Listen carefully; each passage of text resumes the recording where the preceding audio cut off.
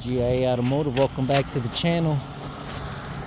Today at the beginning of the game I put that I wanted the snow effect.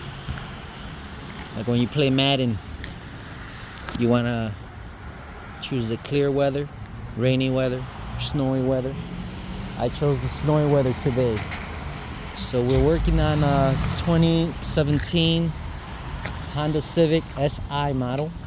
We're gonna do the rear brake pads on this one today with the electronic parking brake.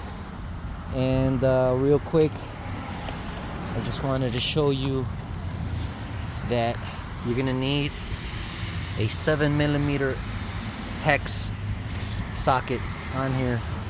And then once you do that, loosen them up, push the sliders back out, and get this this has to come off with your screwdriver. Put your screwdriver there and get them out.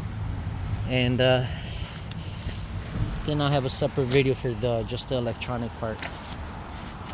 31 years of service. Like and subscribe to my channel, and I will talk to you on the next one.